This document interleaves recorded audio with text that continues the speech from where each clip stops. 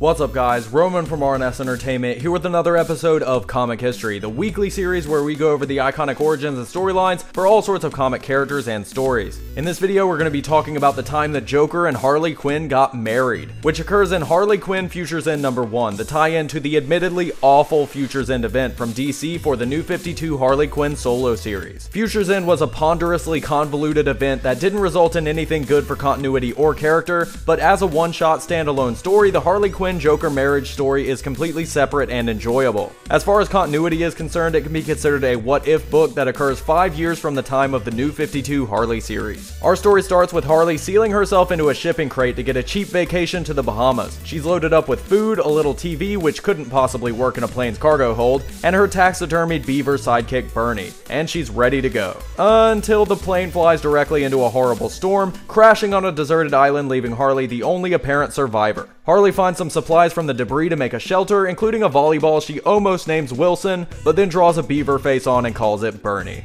Deciding to explore the island, Harley muses about possibly having to eat the other survivors from the crash before finding the head of Bernie washed up on the shore, and she makes a necklace so she can carry him around her neck. Coming across an active volcano, Harley notices she's being followed and yells at who she assumes is her friends pulling an elaborate prank on her, but turns out to be a tribe of people holding spears who surround Harley. Things look dangerous until they bow down to her, saying that she's their goddess, and we see that one of the tribesmen named Balba is wearing a tiki version of the Joker's head as a giant mask. They take Harley back to their village and cook up a giant feast, feeding her and making two of their own have a knife fight for her amusement, which results in both of them killing each other. The next morning, Balba takes Harley to their god king, the Joka, who resides in a giant temple at the foot of the volcano. We see the Joka being alerted that his princess queen goddess approaches, and he says he's gotta see this. After being carried halfway up the 148 stairs to the temple, Harley walks in to see the Joker, who had been presumed dead for years, and she leaps onto him immediately, kissing him before beating the shit out of him for letting her think he was dead, which is their relationship in a microcosm. Joker commands his followers to prepare them a feast, and while they eat, Harley asks him how he's still alive, and he says that he thought it was best to lay low for a while after events possibly relating to the Futures End event. So he took over this remote island whose people worship him as a god. After instructing them to build him the temple they currently sit in, he tortured and murdered them casually, seeing how far they would go in their devotion to him, demanding sacrifices, initiating knife fights and mutilations, things like that. Once Joker got bored of the stereotypical mad god shtick, he decided he missed having caped superheroes to fight, and started making his followers dress up as tribal versions of the Justice League to brutally murder. But as Joker says, it never really compared to the real thing, and he became convinced he'd die of boredom, until Harley showed up. Balba asks them if they're enjoying their last meal, and Joker tells Harley that they're to be married tonight at the mouth of the volcano.